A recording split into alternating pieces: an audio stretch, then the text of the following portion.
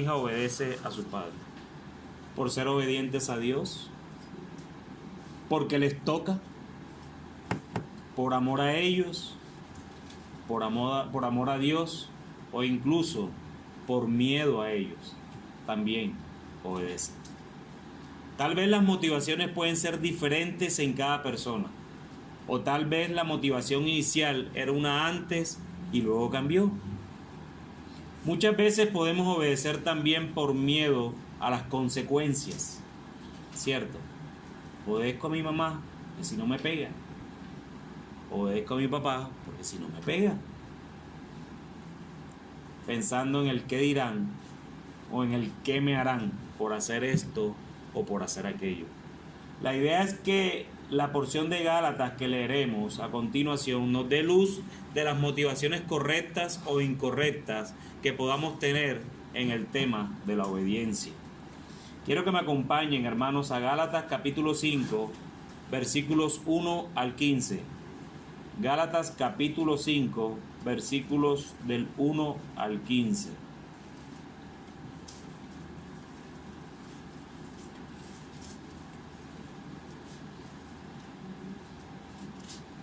Gálatas 5 del 1 al 15.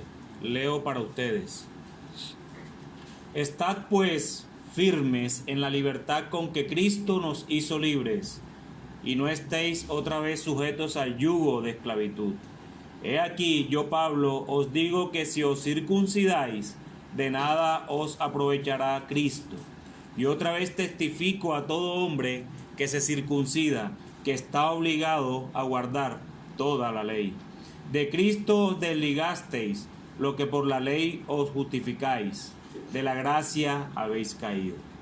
Pues nosotros por el Espíritu aguardamos por la fe la esperanza de la justicia, porque en Cristo Jesús ni la circuncisión vale algo, ni la incircuncisión, sino la fe que obra por el amor. Vosotros corríais bien. ¿Quién os estorbó para no obedecer a la verdad? Esta persuasión no procede de aquel que os llama. Un poco de levadura leuda toda la masa. Yo confío respecto de vosotros en el Señor, que no pensaréis de otro modo, mas el que os perturba llevará la sentencia, quien quiera que sea. Y yo, hermanos, si aún predico la circuncisión, ¿por qué padezco persecución todavía? En tal caso se ha quitado el tropiezo de la cruz. Ojalá se mutilasen los que os perturban, porque vosotros, hermanos, a libertad fuisteis llamados, solamente que no uséis la libertad como ocasión para la carne, sino servíos por amor los unos a los otros, porque toda la ley en esta sola palabra se cumple: amarás a tu prójimo como a ti mismo.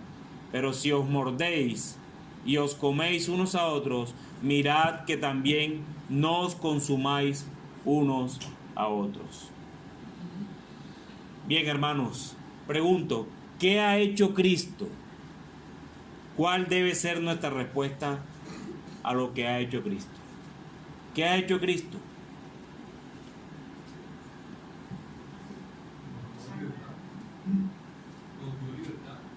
Versículo 1. En ese versículo 1 está la respuesta. Está pues firmes en la libertad con que Cristo nos hizo libres. Cristo nos hizo libres. ¿Y cuál debe ser nuestra respuesta a esto? Obediencia, no volver a la esclavitud. Cristo nos hizo libres, ya no estamos sujetos al yugo de la esclavitud. Nuestra respuesta a esto debe ser de adoración, de gratitud, de esperanza, de amor, de paciencia, de templanza, de obediencia. En primer lugar, Pablo nos dice que tenemos una profunda libertad en Cristo. Cristo nos libertó para que vivamos en libertad. Suena redundante, pero es una verdad. Cristo nos libertó para vivir en libertad. La libertad es tanto el medio como el fin de la vida cristiana. Toda la misión de Jesús fue una operación de liberación. En segundo lugar, advierte que esta libertad en el Evangelio que tenemos se puede perder. Se escucha raro, ¿verdad? Pero es una verdad. Esta libertad que tenemos en el Evangelio la podemos perder. No estoy hablando de la salvación, que quede claro. Estoy hablando de la libertad que esa salvación nos da. Es importante que Pablo mencione esto, porque la declaración enfática y triunfante de la primera mitad del versículo 1 nos podría llevar a creer que esa libertad en el Evangelio es tan grande y fuerte que no se puede perder. A pesar de su origen divino, nuestra libertad es frágil y puede escaparse de nuestras manos, nuestra libertad.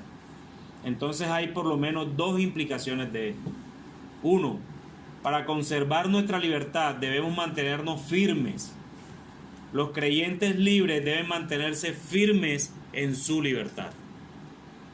Mantenerse firme es esencialmente una expresión militar que armoniza la idea de permanecer alerta, ser fuerte, resistir el ataque y conservar la unidad.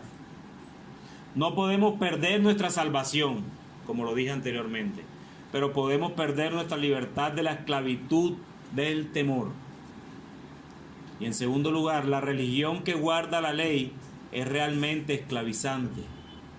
Pablo exhorta a no someterse nuevamente al yugo. ¿Por qué Pablo dice nuevamente al yugo?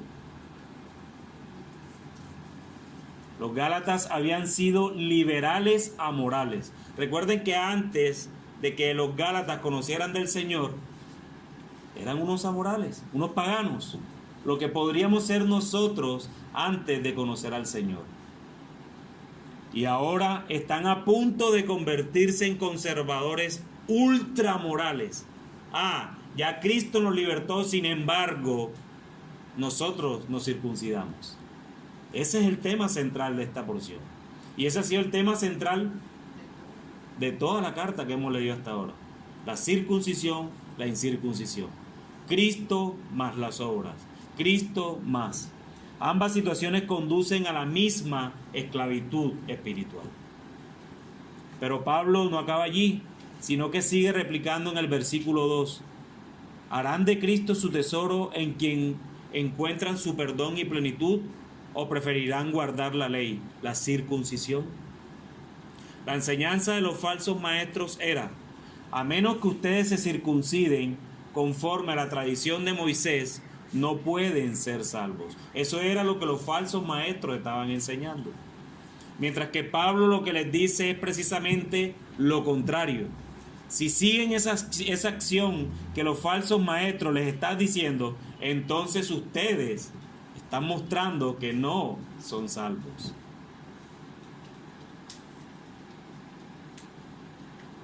No les servirá de nada les aprovechará, dice el versículo 2. Pablo quiere que los Gálatas recuerden que es imposible sumarle a Cristo.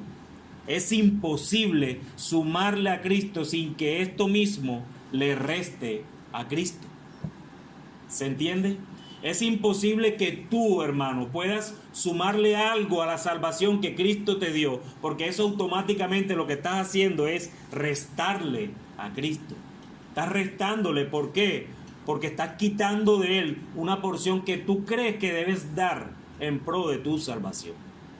Y eso es lo que Pablo está replicándole aquí a los Gálatas. De nada os aprovechará eso. Si le sumas a la obra de la salvación, realmente le estás restando a la salvación de Cristo. Si la obediencia a la ley se vuelve parte de su sistema de salvación, es su único sistema, así que están obligados ¿a qué? A practicar toda la ley, como el mismo apóstol se los dice en el versículo 3.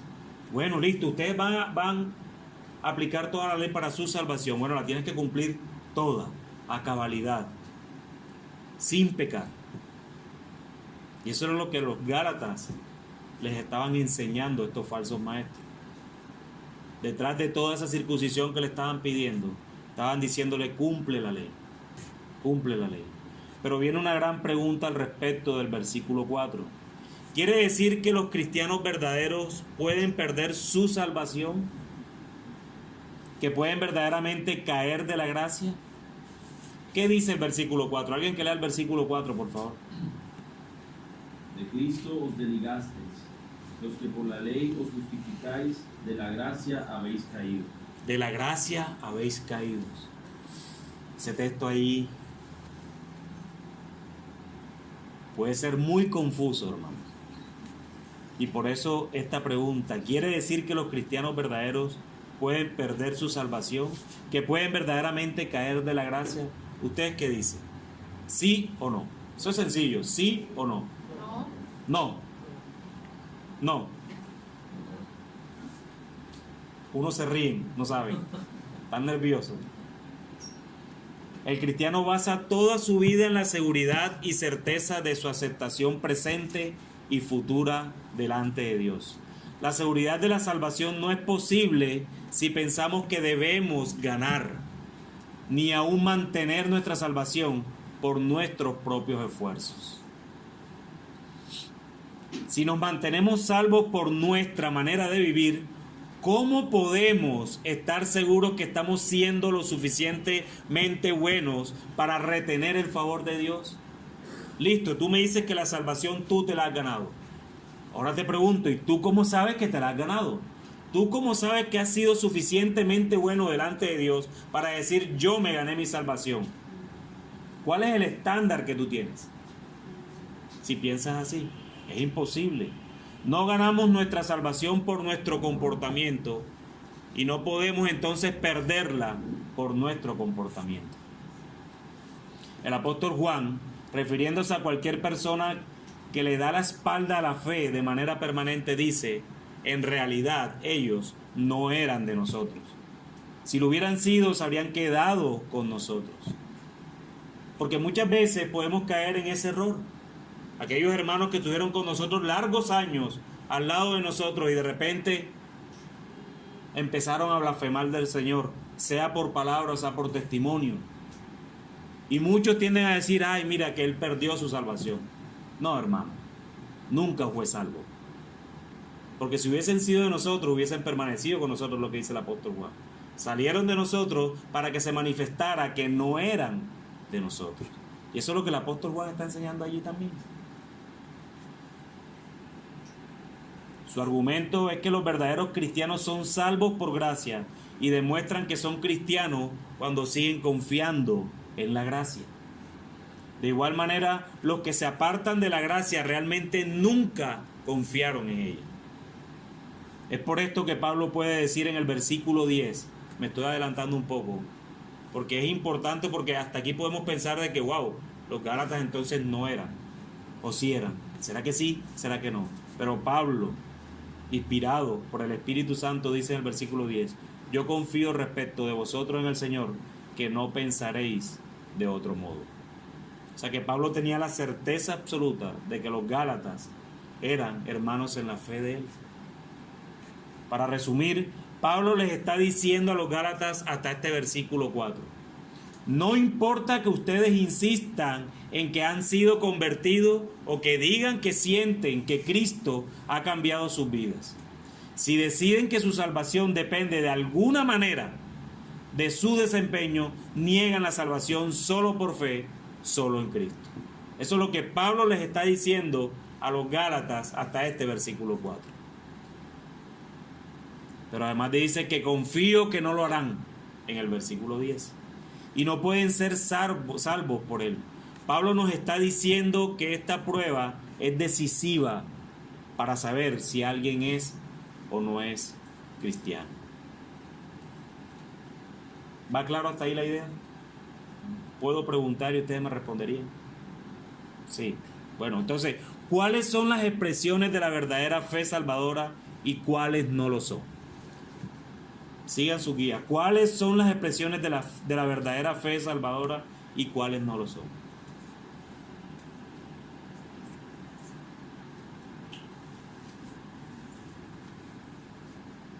¿Quién lee el versículo 5 y 6? Pues nosotros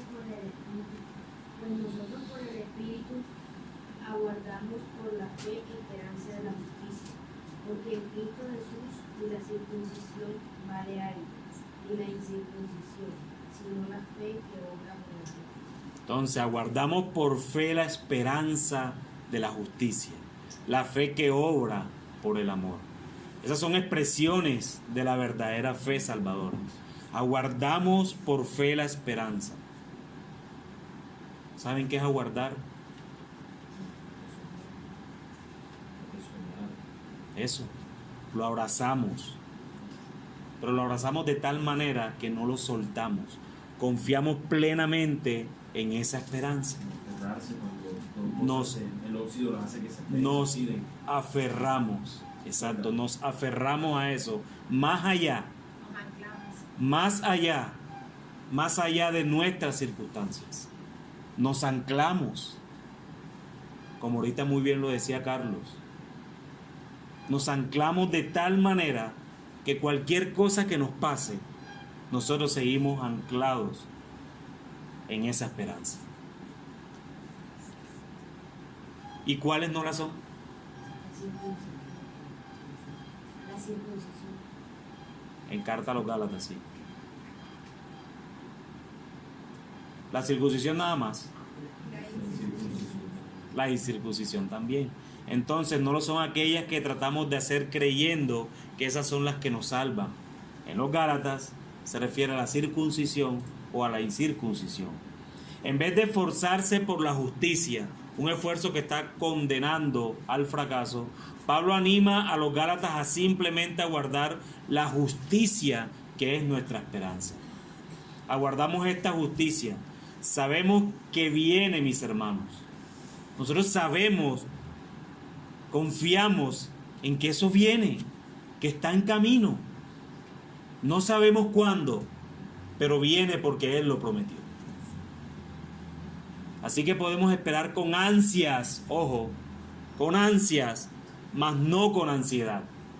Son dos términos diferentes a pesar de que pareciese que fueran lo mismo. Ansias porque sabemos que está, pero que no ha llegado. Y esperamos con toda la fuerza, con todas las ansias, ese momento. Ansiedad cuando no tenemos el control y quisiéramos tenerlo. ¿Sí ven la diferencia entre ansia y ansiedad? Esperamos la esperanza con ansia, con fuerza. Nos arraigamos a ella, mas no con ansiedad porque no tenemos el control sobre ella. No nos ansiamos por eso. Pablo nos está diciendo que podemos vivir hoy a la luz de nuestra futura glorificación, el cual es segura y garantizada, mis hermanos. Qué gran consuelo tenemos en ello. Podemos vivir hoy a la luz de nuestra futura glorificación.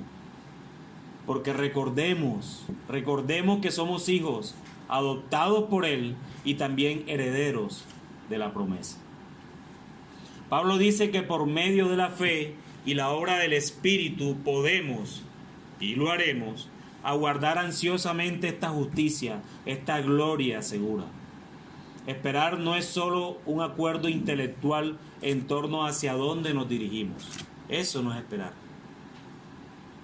Hoy tú puedes ver muchos creyentes que esperan, pero no se les nota.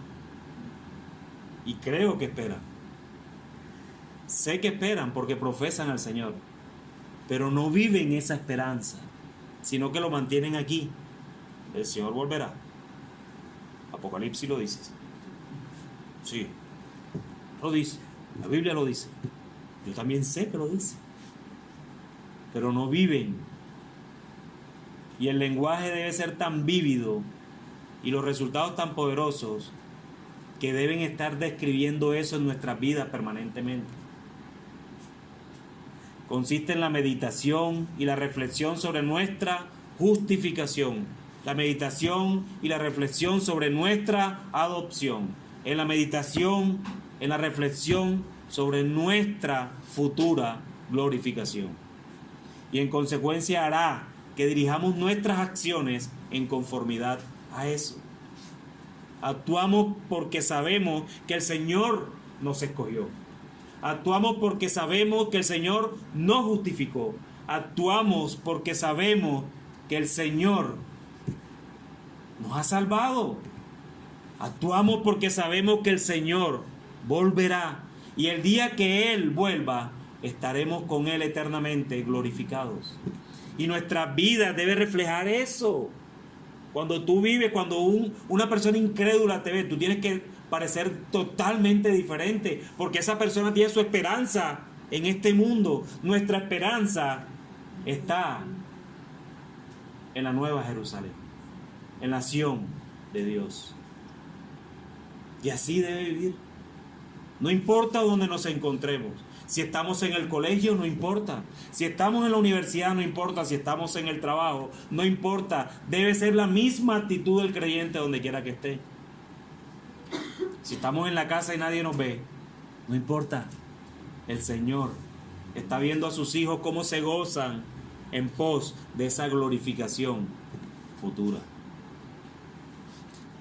Sigue diciendo el apóstol Pablo en el versículo 6, porque en Cristo Jesús ni la circuncisión vale algo, ni la incircuncisión, sino la fe que obra por el amor.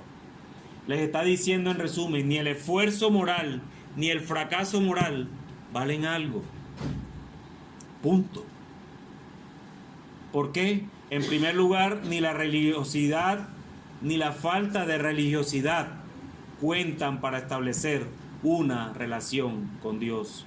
Nuestra aceptación ante Dios ya es segura, hermanos, ya es segura, y entiendan que nuestra aceptación por Dios no fue por nosotros, es por la obra de Cristo que fuimos aceptos en el amado. Nada de esto cuenta respecto a nuestra justicia y posición delante de Dios. Segundo, ni la religiosidad ni la falta de ella cuentan para el cambio interno del carácter, ni para un corazón lleno de amor verdadero. Lo que vale es la fe que actúa mediante el amor. Ni el moralismo religioso, ni la no religiosidad licenciosa pueden hacer esto, porque ambos son en esencia egoístas e inseguros. Si nosotros estamos recordando y viviendo a la luz de nuestra segura esperanza, tendremos un corazón que se desborda de amor. ¿Y de amor por quién? Primeramente por Dios, y segundo, por tu prójimo. No solo por nuestros hermanos, por tu prójimo. Se debe desbordar de amor nuestro corazón, solo pensando en esa segura esperanza. Pero hermanos, no debemos pasar por alto la urgencia de las palabras de Pablo, ni la ira que siente con quien los estorbó, en el versículo 7. Y esta ira de Pablo se viene manteniendo desde el propio capítulo 1 que lo estábamos estudiando, cuando el evangelio era invalidado. El deseo de Pablo es que los falsos maestros, que son tan enérgicos en imponer la circuncisión en los creyentes, finalmente se castraran o se mutilaran. ¡Wow! Versículo 12. Esa porción entre el versículo 7 y el versículo 12 hace como un paréntesis allí en lo que Pablo nos ha venido hablando.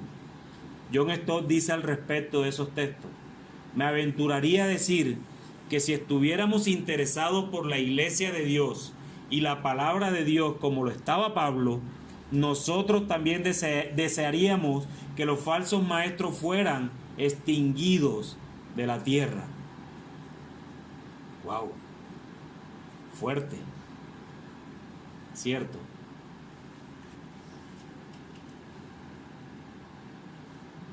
Pero nos pueden colocar en el mismo contexto que Pablo sentía en esos momentos. Este sentir de Pablo nos debe recordar que este asunto importa. Este asunto importa. No es solo ir a rescatar a los perdidos, sino sacar de la esclavitud a aquellos que ya son hijos de Dios. Pero eso que vivía Pablo con los hermanos de Galacia, podemos estar viviéndolo nosotros mismos hoy también. ¿Cuántos hermanos genuinos hoy en día están siendo alimentados con levadura? Genuinos. Personas que han creído en Jesús, que han confiado en Jesús. Son genuinos, hermanos. ¿Y cuántos de ellos no están alimentándose con levadura?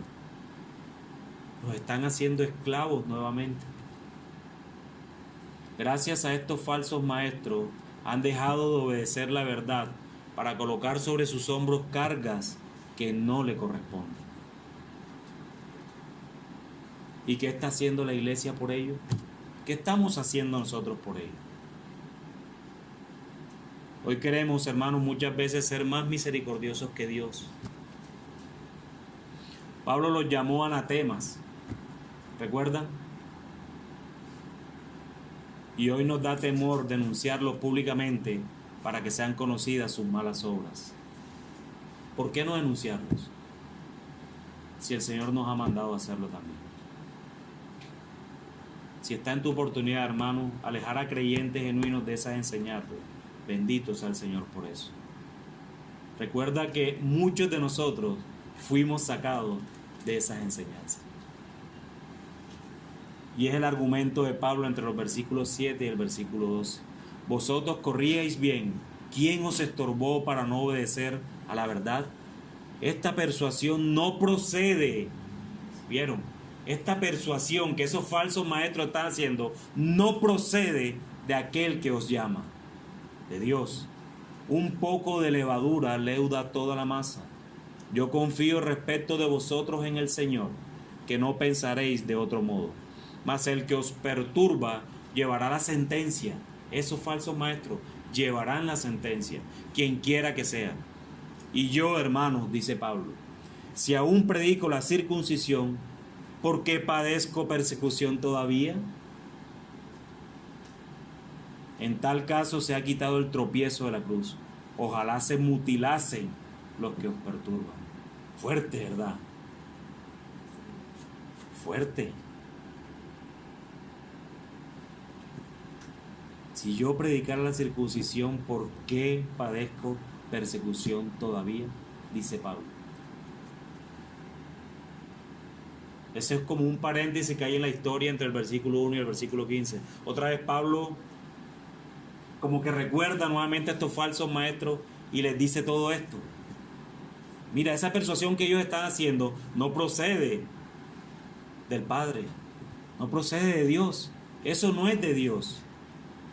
Un poco de levadura leuda toda la masa, pero aún así, yo confío, Pablo, yo confío respecto de vosotros. ¿Pero por qué confían?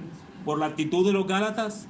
No, porque los Gálatas estaban comportándose, circuncidándose a todo dar para poder ser salvos. No, él confía en el Señor, que no pensaréis de otro modo. Y termina diciendo, ¿ibas a decir algo? Ok. Y termina diciendo, ojalá se mutilasen los que os perturban.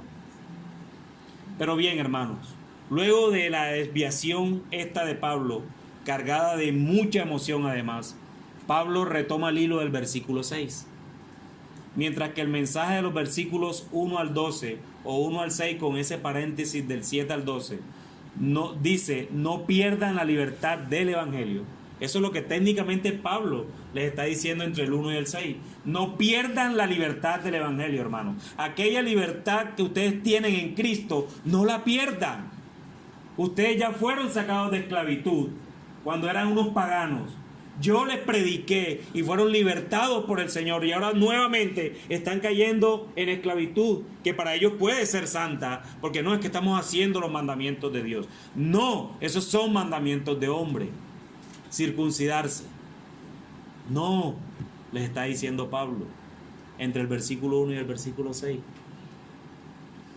Pero los versículos del 13 al 15 nos advierten la otra esquina que también es peligrosa. No abusen de la libertad del evangelio. Entonces les está diciendo primero, no pierdan la libertad, pero ojo, hermanos, no abusen de esa libertad que Cristo les ha dado. Porque vosotros, hermanos, a libertad fuisteis llamados, solamente que no uséis la libertad como ocasión para la carne, dice Pablo, sino servíos por amor los unos a los otros, porque toda la ley en esta sola palabra se cumple: amarás a tu prójimo como a ti mismo. Pero si os mordéis y os coméis unos a otros, mirad que también no os consumáis unos a otros. Pablo les ha advertido a estos cristianos que no renuncien a su libertad en el versículo 1. Regresando a la esclavitud de tratar de ganarse su salvación. Ganarse su salvación, hermanos, les representa su esclavitud. Pablo lo que le está diciendo a los Gálatas es eso. Tratar de ganar su salvación es esclavitud para ustedes. Primero porque nunca van a poder. No van a poder. Y segundo, si pudieran, no la alcanzarían tampoco. Pero también les dice que no abusen de su libertad en el versículo 13. Y yo les pregunto, hermanos, ¿para hacer qué es que deberían usar su libertad en el Evangelio? ¿Para hacer qué es que deberían usar su libertad en el Evangelio? Señor, Para servirse por amor los unos a los otros. para servirse por amor los unos a los otros. ¿Para qué más? Amar prójimo. Amar a nuestro prójimo como a nosotros mismos. ¡Wow! Están estudiando. Pablo aborda el otro error principal en que los cristianos pueden caer. No en el legalismo, como ya lo veníamos enseñando, sino ahora en la licencia. ¿Sí ven los extremos? Hermanos, los extremos son peligrosos. Caer en la permisividad significa que abusamos de nuestra libertad. Hemos visto que la libertad del Evangelio es la libertad que quita la culpa del pecado y que carcome la motivación para pecar. ¿Cierto? La libertad quita la culpa del pecado. Ya tú no eres culpable, ya Cristo pagó por ti, tú eres libre. Pero también debe carcomer la motivación para pecar. Pero Pablo sabe que cuando un vocablo tal como libertad puede ser muy engañoso para las personas. Te hablan de libertad y lo primero que tú dices, puedo hacer lo que quiera. ¿Cierto? Ya soy salvo. Ya el Señor me salvó. Ahora yo tengo libertad para hacer lo que quiera. Eso es lo primero que uno se le viene en mente cuando les hago una pregunta. Cuando una persona que está presa, que está en la cárcel, después de haber pagado su condena, sale a las calles, ¿puede hacer lo que quiera? No, ¿verdad? Entonces, hermano, ¿quién te dice a ti que teniendo la libertad en Cristo podemos hacer lo que querramos? Salvo, siempre salvo. Él sabe que cuando habla de ser libre de la ley, algunos inmediatamente piensan que esto significa que las personas son libres para determinar su propio estándar de comportamiento. El Evangelio nos dice que Dios es tan santo que nada menos que el pago completo por los pecados y la justicia perfecta de Cristo lo puede satisfacer. Nada menos que eso. Nada menos que eso. El pago completo por los pecados y la justicia perfecta de Cristo. Nada menos que eso vale la santidad de Dios. Por otro lado, el Evangelio nos dice que Dios es tan amoroso que podemos recibir su justicia perfecta ahora y ser perfectos a los ojos de Dios. El Evangelio, por lo tanto, ni nos lleva a vivir una vida culpable, ya somos libres, ya que Dios nos ha aceptado amorosamente, ni una vida impía, ya que el Dios que nos ha aceptado es perfectamente santo. Olvidar lo primero es caer en error que Pablo trata de perder nuestra libertad, y olvidar lo segundo es cometer el error de caer en lo que Pablo recrimina en el versículo 13. ¿De qué manera entonces, hermanos, piensas que el Evangelio nos libera para amar verdaderamente a Dios y a los demás?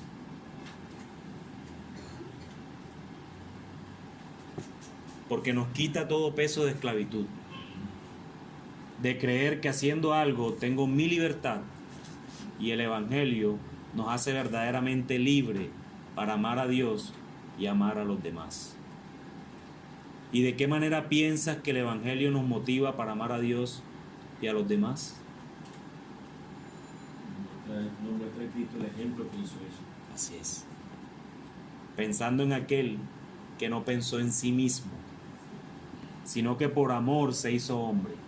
Humillándose, descendió a esta tierra y murió por nosotros, para que ahora tengamos libertad y algún día morar con Él eternamente. Si esto no es suficiente razón para amar a Dios y amar a aquellos que incluso no nos aman, entonces no sé qué otra cosa debe pasar en tu corazón para poder ejercitar el amor. Pero como aplicaciones, ¿cómo podríamos obedecer? ¿Se acuerdan la primera pregunta? La obediencia a los padres. Ahora, ¿cómo podríamos obedecer a Dios por razones equivocadas o inadecuadas?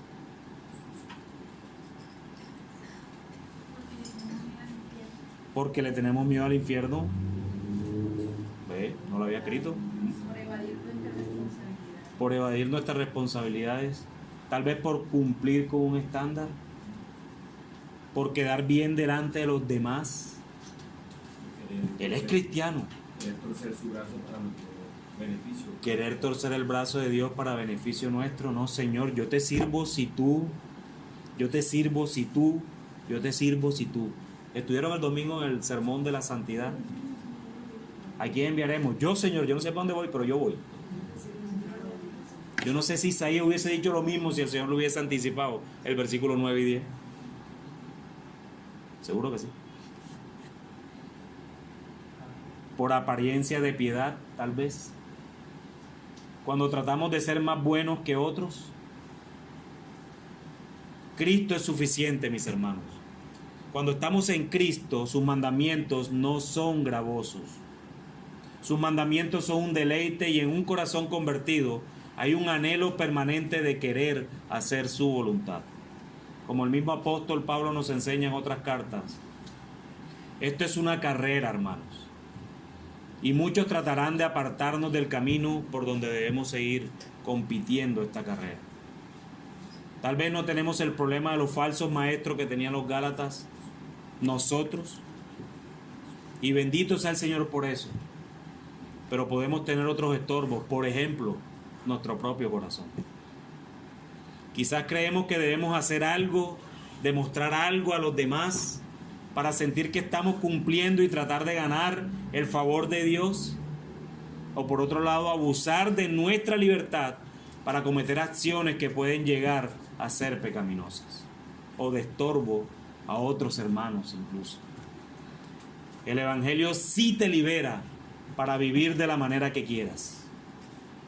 Pero si verdaderamente entiendes por medio del Evangelio quién es Jesús y qué es lo que Él ha hecho por ti, entonces nos debemos preguntar siempre, ¿de qué manera puedo vivir yo para Él? Esa es la libertad que tenemos. ¿De qué manera puedo yo vivir para ti, mi Señor?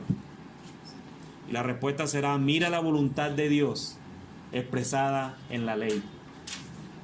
El Evangelio nos libera de la ley para la ley. El Evangelio nos libera de la ley para la ley. Elimina nuestra antigua obediencia a la ley por motivos egoístas y faltos de amor y nos motiva a obedecer la ley por amor. Que sea el Señor ayudándonos en todo y que su nombre sea glorificado en nuestros corazones. Amén.